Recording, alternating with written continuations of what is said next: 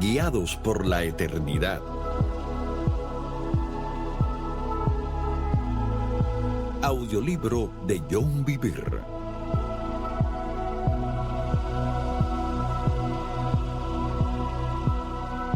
Entienda que su vida cuenta desde hoy y para siempre. Guiados por la eternidad. Sección 2. Capítulo 4. El eterno hogar de los muertos. Y sus discípulos le preguntaron diciendo: ¿qué significa esta parábola? Y él dijo: a vosotros os es dado conocer los misterios del reino de Dios. Lucas 8, 9 y 10.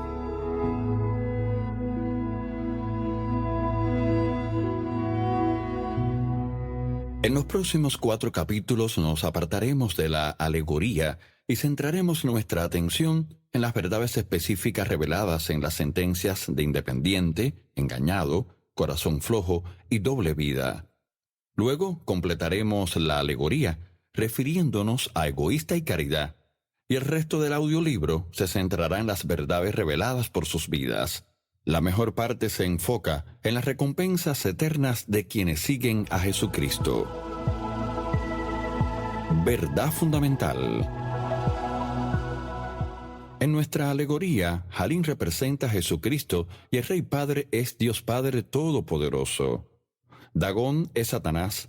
La vida en Endel representa la vida de un ser humano en esta tierra, y Afabel es reflejo de la ciudad celestial de Dios.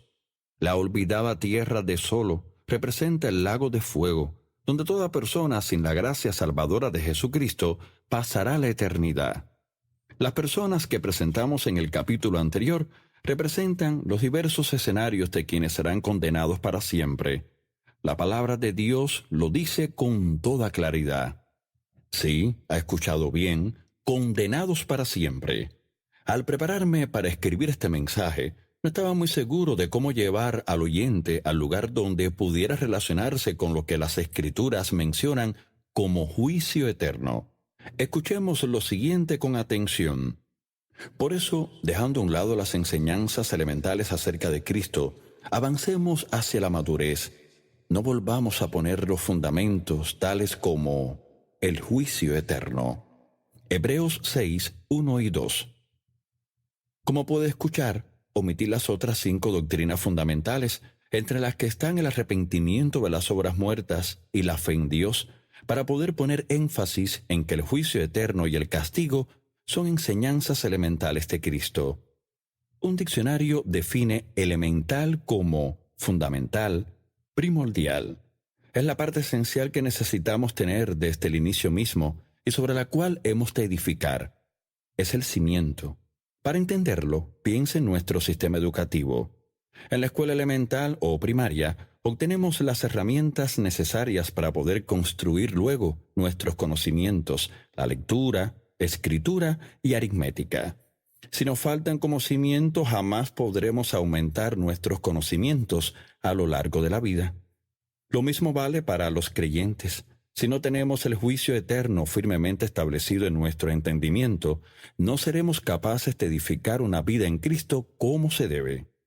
Sería como intentar avanzar en nuestra educación sin saber leer. Sin embargo, después de casi 20 años de viajar por el mundo, he descubierto que muchos, y esto incluye a devotos seguidores de Jesucristo, no conocen siquiera el tema. Vea que el escritor dice: las enseñanzas elementales acerca de Cristo. Todas esas son cuestiones de las que ustedes deberían haberse dado cuenta hace mucho, mucho tiempo. Esto no significa que estemos al tanto de esas cuestiones, sino que deben ser eterna o completamente conocidas. Las palabras «hace mucho, mucho tiempo» solo enfatizan que son fundamentos de nuestra fe básica, así como la lectura y escritura lo son de nuestra instrucción. Veremos enseguida por qué el juicio eterno es una doctrina elemental que debemos conocer para poder edificar una vida cristiana saludable. Téngalo en mente mientras sigue escuchando, porque si no entiende esto, podría resultarle demasiado difícil comprender lo que vamos a presentar aquí. Y entonces posiblemente se pregunte, ¿De qué está hablando? ¿El infierno, metafórico o real? Antes de comenzar a escribir, necesité dedicarle tiempo a un interrogante.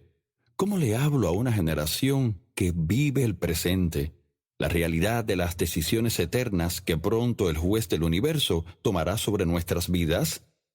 Después de meditarlo y pensar durante unos días, mientras oraba por esto, surgió una idea. Jesús, para comunicar las verdades espirituales a las mentes de los seres humanos, utilizaba parábolas. De allí la idea de la alegoría de Afabel. Entra por la puerta estrecha, porque ancha es la puerta, y espacioso el camino que lleva a la perdición. Y muchos son los que entran por ella, porque estrecha es la puerta, y angosto el camino que lleva a la vida, y pocos son los que la hallan. Mateo 7, 13 y 14. Ya en la cama, reflexioné sobre una ocasión pasada en que me pidieron que predicara el Evangelio en una prisión de máxima seguridad para hombres en Sudáfrica. Recuerdo haber entrado en el horrendo lugar. Los olores, las repugnantes condiciones de vida, las celdas con 20 o 30 hombres hacinados, con literas apiladas, condones colgados en las paredes, para mencionar solo unos pocos de los horrores que presencié. Había estado ministrando en varias prisiones de Norteamérica, pero en mi vida había visto condiciones tan tremendas.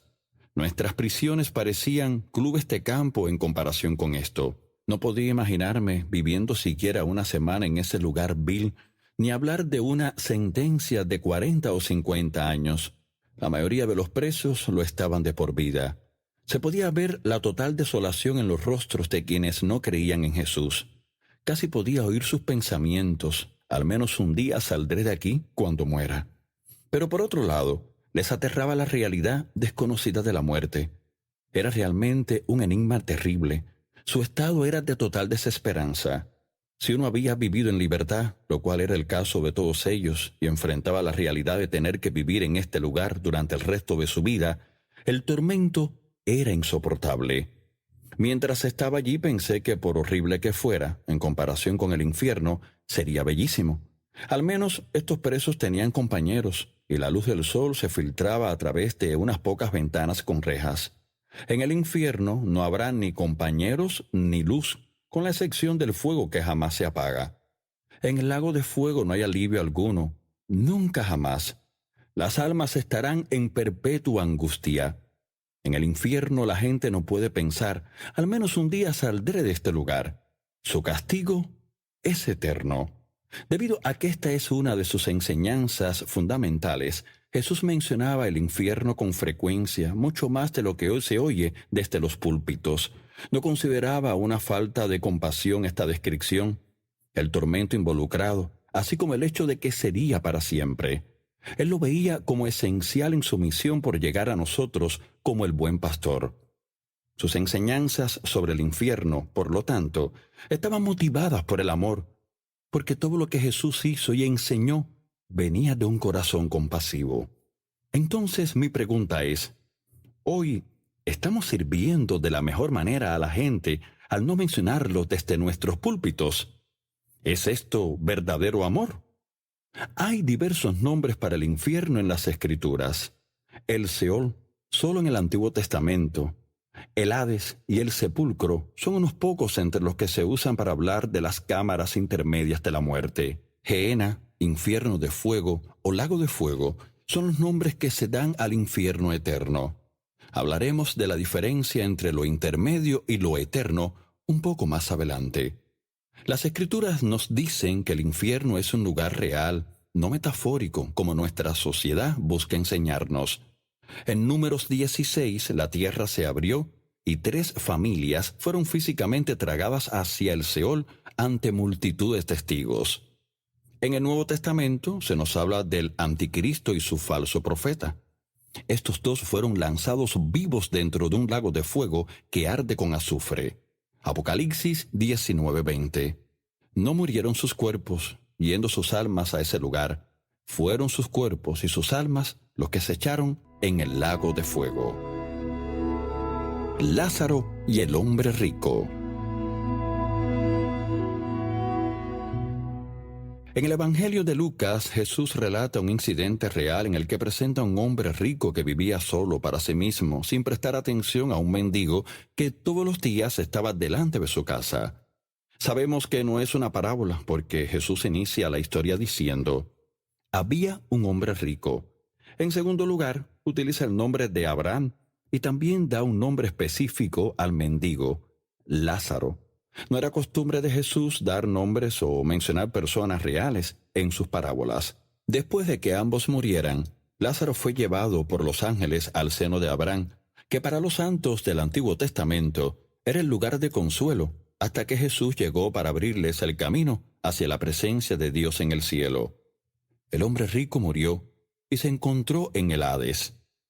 Leemos: y en el Hades alzó sus ojos, estando en tormentos, y vio de lejos a Abraham y a Lázaro en su seno. Entonces él, dando voces, dijo: Padre Abraham, ten misericordia de mí, envía a Lázaro para que moje la punta de su dedo en agua y refresque mi lengua, porque estoy atormentado en esta llama. Lucas 16, 23 y 24. Escuche que el hombre rico sufría mucho. Algunas traducciones utilizan los términos agonía, angustia y dolor. Es decir, que el sufrimiento era realmente grande. El infierno es un lugar de tormento consciente. También observe que él reconoció a Abraham y a Lázaro y que ellos podían reconocer al rico. En el infierno las personas son tan seres humanos como aquí y conservan su capacidad de razonamiento, emociones, voluntad, así como sus facciones físicas y sentidos. Este hombre podía oír, ver y sentir dolor. También tienen algún tipo de carne, porque podemos ver que el hombre rico tenía la sensación de calor y quería que le refrescaran la lengua. Jesús dice que tanto el cuerpo como el alma son destruidos eternamente en el infierno. Mateo 10:28. Es decir, que la carne será afectada de continuo, chamuscada por el fuego, comida por los gusanos. Note además que el hombre rico rogaba misericordia, como lo que pedían misericordia en el calabozo de Solo en nuestra historia. El infierno es un lugar del que no se escapa jamás. No hay nadie que venga desde el exterior para consolar a sus habitantes, por mucho que éstos lo anhelen. También parece que esta realidad no es comprendida del todo, porque Abraham tuvo que recordarle al hombre rico: además de todo esto, una gran cima está puesta entre nosotros y vosotros, de manera que los que quisieren pasar de aquí a vosotros para consolarlos, no pueden, ni de allá pasar acá. Lucas 16:26. Sigamos leyendo. Pero Abraham le dijo: Hijo, acuérdate que recibiste tus bienes en tu vida, y Lázaro también males, pero ahora éste es consolado aquí, y tú atormentado.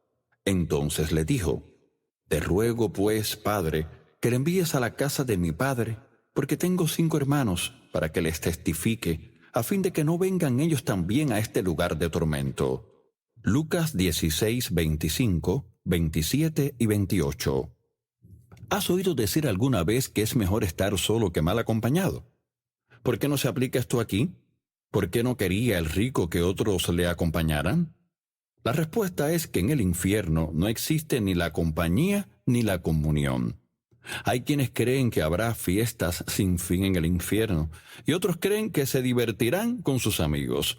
Si así fuera, entonces este rico habría querido que sus amigos se le unieran, pero siente desesperación por impedir que vengan a este lugar de tormento.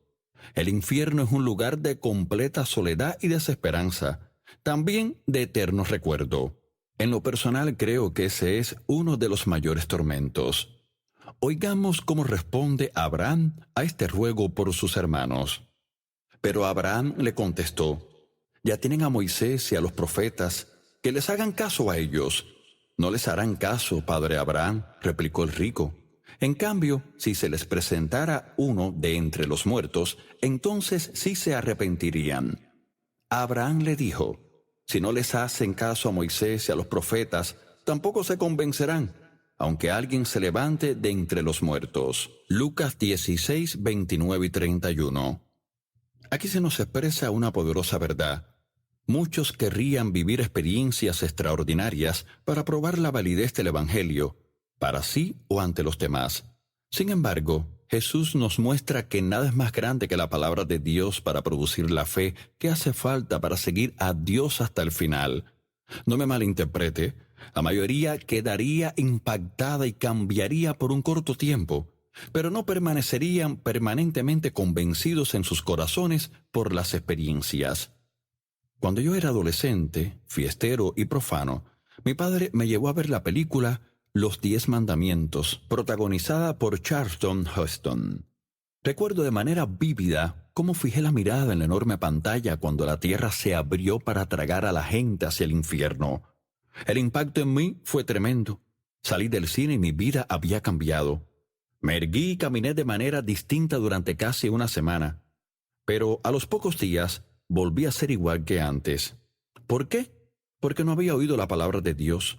No me había arrepentido de mi pasado ni comprometido mi vida por completo con Jesús para que su gracia me cambiara. Mis amigos y yo tuvimos otras experiencias extraordinarias que también me impactaron, pero no fui transformado por ninguna de estas experiencias sobrenaturales.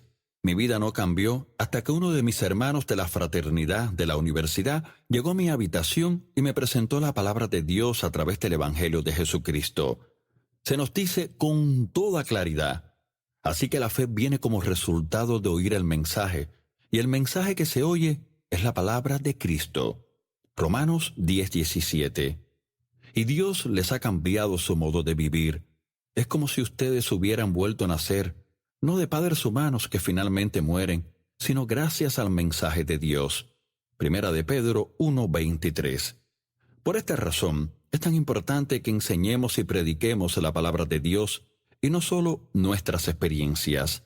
Por otra parte, ahora que aclaré esto, permítame destacar lo siguiente. Si las experiencias complementan o ayudan a amplificar la palabra de Dios, son de enorme ayuda y hasta necesarias. Los testimonios tienen un papel muy importante en la comunicación del Evangelio, pero es la palabra de Dios que se recibe y se cree lo que nos permite habitar en Él para siempre. ¿Por qué estoy yendo hacia allí? Quisiera entonces contar un testimonio que complementará lo que hemos visto hasta aquí en las Escrituras. Mi esposa y yo estábamos sentados una noche en la sala de la casa de un amigo, y él nos contó lo que le había sucedido cuando era joven. Creció en el Caribe y durante la estación de lluvias cayó en un pozo que se usaba como reserva de agua para la construcción.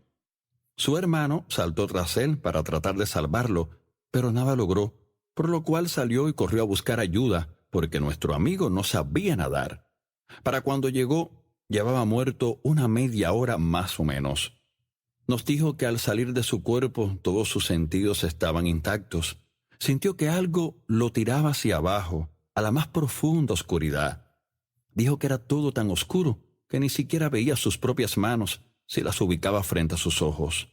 La oscuridad parecía envolverlo como si fuera ropa. Dijo, tenía tanto miedo que pensé que peor que eso no habría nada. Y sin embargo, cuanto más caía, más intenso era. Jamás tuve ese miedo aquí en la tierra. No se puede describir con palabras. Continuó. Entonces vi luces que titilaban y supe que iba hacia el infierno. Empecé a gritar, ¿por qué estoy yendo hacia allí? Soy cristiano. Su madre y su padre eran creyentes firmes, pero él solo iba a la iglesia porque sus padres se lo decían, no por decisión propia. Cuando nos contó esta historia, dijo que en ese momento no podía explicarse cómo podía pasarle esto.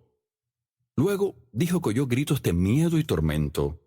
Recuerdo como si fuera hoy cómo contó esto. John, Lisa, hay gritos que son comunes y también otros que te hielan la sangre. Esos son los gritos que oía. Luego estuve cara a cara con una criatura que tenía una balanza y que me decía, «Ven a mí, eres mío». Luché con la criatura. Al principio no podía decir nada por el miedo, pero luego grité, «Déjame, suéltame». Y entonces me encontré gritando en mi cuerpo y mordí al médico que me había metido un dedo en la garganta. Eso me dijo mi madre después de que le conté mi experiencia.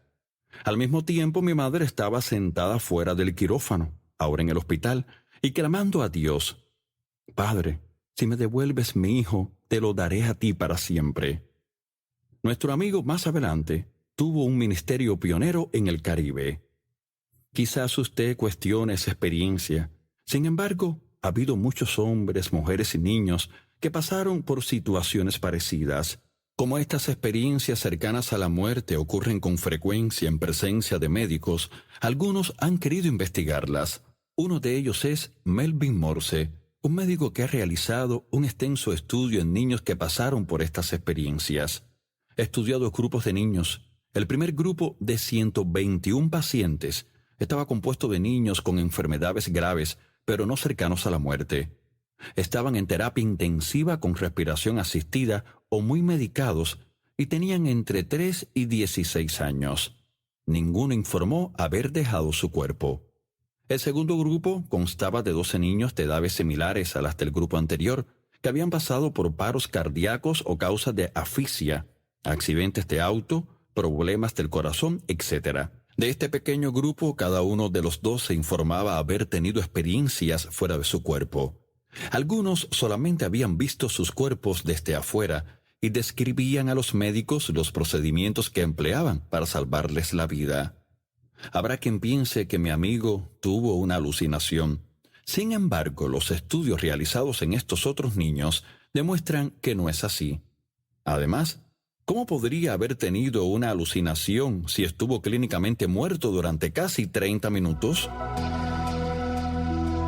El Hades y el lago de fuego. Nuestro amigo y también otras personas que conozco y que han experimentado el infierno vieron el lugar intermedio de tormento llamado Hades. Este no es el lugar de permanencia eterna para los que no son salvos, sino una sala de espera llena de tormentos, previa al gran juicio en el trono blanco. Después del juicio, el lugar permanente donde los seres humanos y los ángeles caídos pasarán la eternidad es el lago de fuego. Esto lo dice con claridad el siguiente pasaje de la Biblia. Y vi un gran trono blanco y al que estaba sentado en él, y el mar entregó los muertos que había en él. La muerte y el Hades entregaron los muertos que había en ellos, y fueron juzgados cada uno según sus obras. Y la muerte y el Hades fueron lanzados al lago de fuego. Esta es la muerte segunda. Y el que no se halló inscrito en el libro de la vida fue lanzado al lago de fuego. Apocalipsis 20, 11 y del 13 al 15. Lo primero que quiero señalar es que todos los que estuvieron en el lugar intermedio de tormento, Hades, fueron llevados ante juicio. Una vez completado el juicio, todo lo que ofende y todo el que vive quebrantando la ley será echado al lago de fuego, incluyendo a los ángeles caídos y hasta el mismo Hades. Una visión del lago de fuego. Mi esposa y yo tenemos unos amigos griegos. La mujer, que se llama Joy, es la tercera generación de ministros de su familia. Su abuela nació y creció en Grecia, y desde pequeña comenzó a buscar a Dios. Sus preguntas a quienes la rodeaban recibían como respuesta burlas o apatía. Quería ir a una iglesia, pero le dijeron que Dios no existía y que dejara ya esas tonterías. Un día, mientras bailaba danzas tradicionales con sus amigos en la plaza de su aldea durante un festival, una voz le dijo: «Efrosini, busca la danza eterna. Esta danza no tiene valor alguno». Quedó atónita. «¿Quién me habló?», se preguntaba. De inmediato dejó de bailar y les dijo al resto de las chicas que lo que estaban haciendo no servía de nada. No le entendieron, pero salió de allí y corrió a su casa. Mientras corría, comenzó a sentir un peso muy grande, como de un bulto enorme, sobre su espalda. Entró corriendo a la casa y fue a su dormitorio, donde cayó de rodillas y comenzó a llorar. Quería hablarle a esa voz. ¿Quién le hablaba y qué palabras le decía? ¿Qué intentaba comunicarle? Fueron preguntas que atormentaron su mente, aunque no por mucho tiempo. Apenas tocó el piso, sintió que le envolvía algo como fuego. Cayó hacia atrás y tuvo una visión. En la visión vio a un ser angélico vestido de blanco que se le acercaba. La alzó y la transportó a un lugar donde la luz era tenue. Luego la dejó.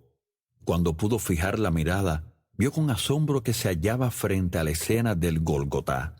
El Señor estaba en la cruz y sus heridas sangraban. Vio la agonía en su rostro mientras él era atormentado. Al mismo tiempo oyó gritos a la distancia. Se volvió a ver de dónde provenían y vio un gran abismo entre la cruz y el lugar que había del otro lado, donde enormes olas de fuego surgían de la tierra. Era un océano de fuego. Podía oír los gritos de los que parecía ser una multitud de personas que maldecían a Dios. En ese momento sintió que una fuerza le empujaba la cabeza hacia una abertura enorme en la tierra, y la voz que había oído con anterioridad le dijo: «Aquí es a donde perteneces». Sintió terror. Comenzó a llorar y a rogar misericordia. Cayó al pie de la cruz, llevando a su espalda ese gran peso que antes había sentido. Permaneció allí llorando durante un largo rato. Cuando la voz, llena de amor y compasión, volvió a hablarle, le dijo: «Él lo hizo por ti. Murió por ti. Si pides perdón y aceptas su sacrificio, no tendrás que ir allí». Se refería al lago de fuego. En ese momento lloró con más angustia, respondiendo inmediatamente a lo que le decía la voz. Pidió perdón y enseguida sintió que el peso que llevaba sobre la espalda se levantaba y rodaba hacia el pie de la cruz. Miró hacia arriba y vio al Señor Jesús de pie frente a ella, vestido en su forma glorificada.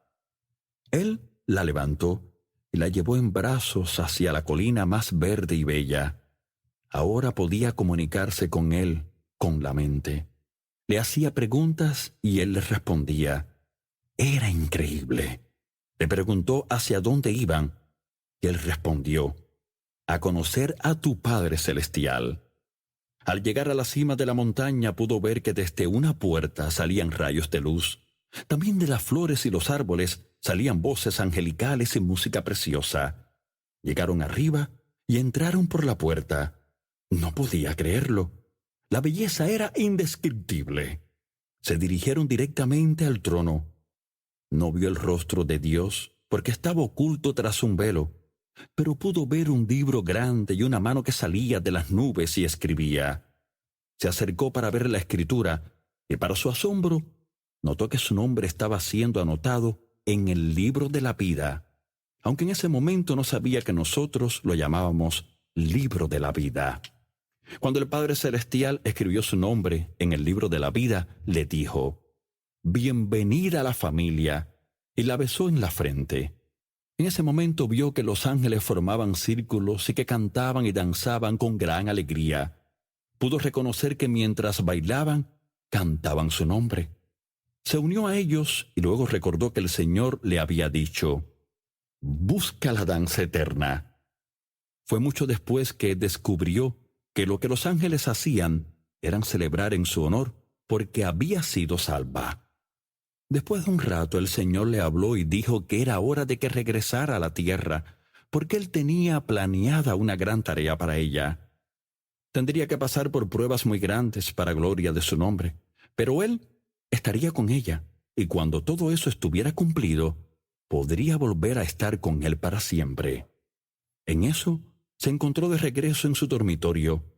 No le gustó estar de vuelta en la tierra después de ese maravilloso viaje celestial, pero nada podía hacer al respecto. Cuando en la aldea se difundió el rumor sobre su experiencia, comenzó la persecución. Empezó con su padre, que amenazó con matarla con un hacha si no renunciaba a lo que ahora era su fe. Ella respondió que no podía renunciar a lo que había experimentado.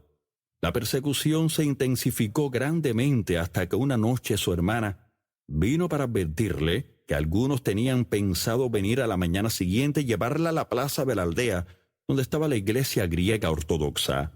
Sacarían a la plaza el ícono de María, y si ella no se inclinaba para adorarlo y besarlo, la rociarían con gasolina y le prenderían fuego. No podía creer que pudieran llegar tan lejos, pero parece que estaban decididos a hacerlo, porque esa misma noche un ángel del Señor se apareció ante la joven Efrosini y la despertó con un suave toque en el hombro. Ya despierta, oyó que el ángel le decía que se vistiera y fuera a la puerta delantera.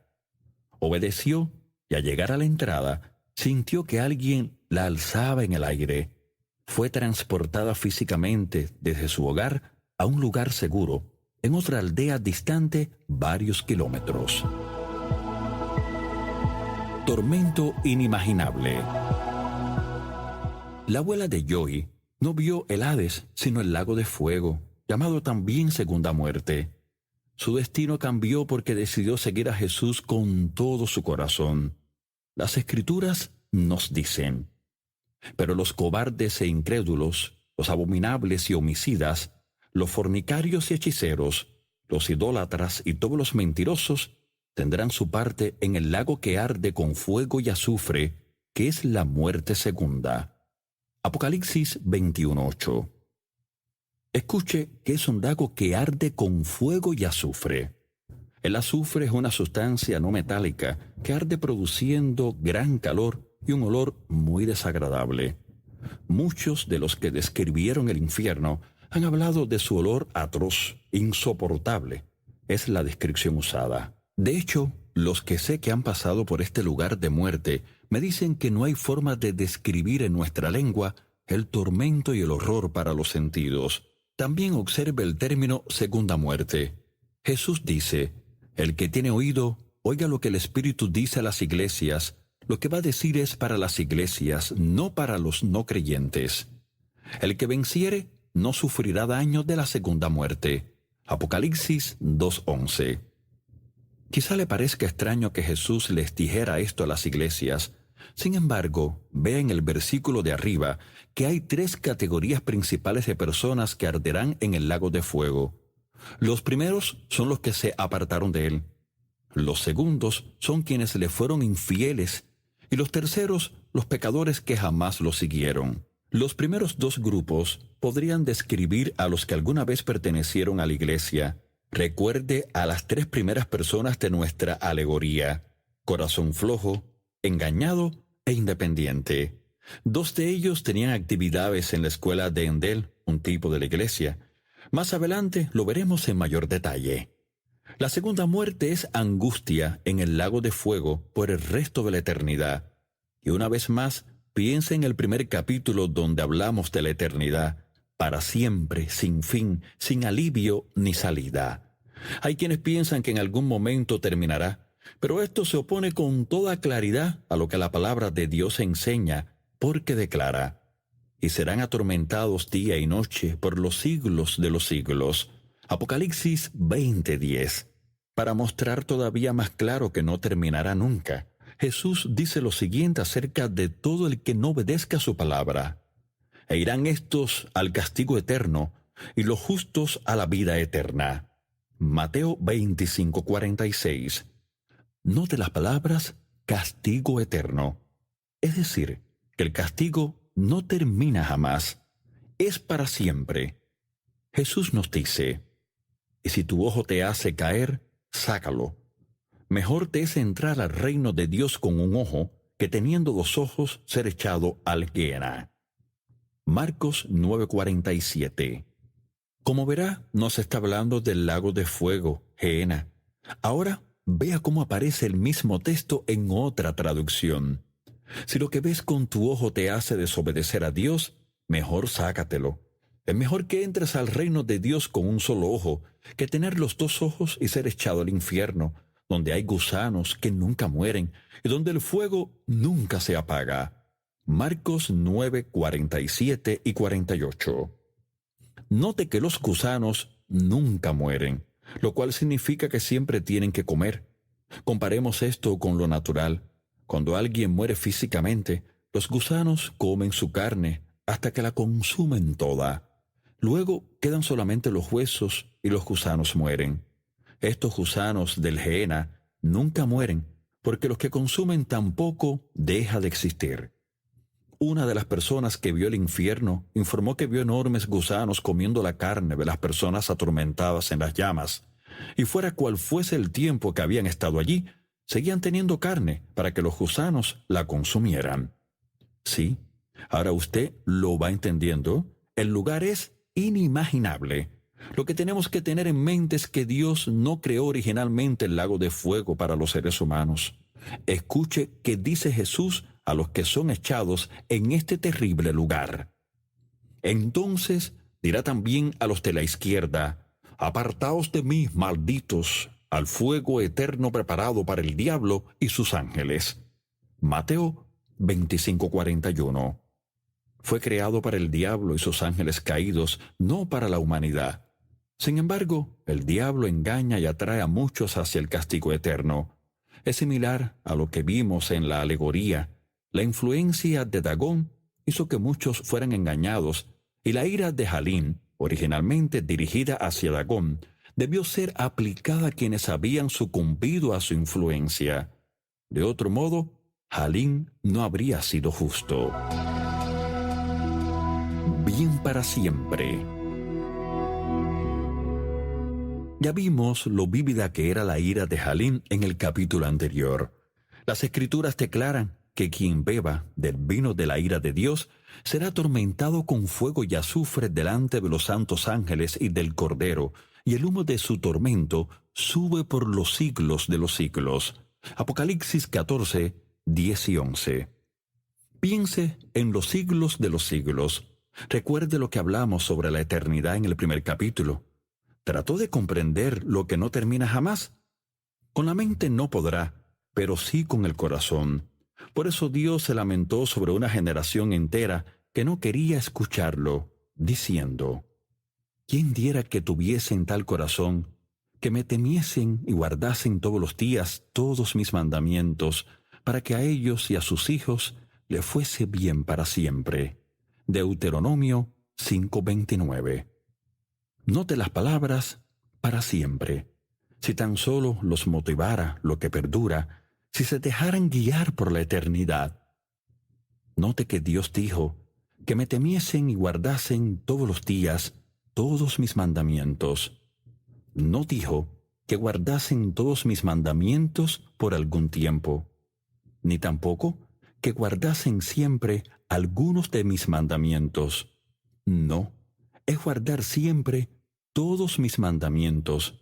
Se nos manda a obedecer su voluntad por completo y continuamente. Usted puede pensar: yo no he guardado todos sus mandamientos, seré hallado culpable en el juicio. Sí, es cierto.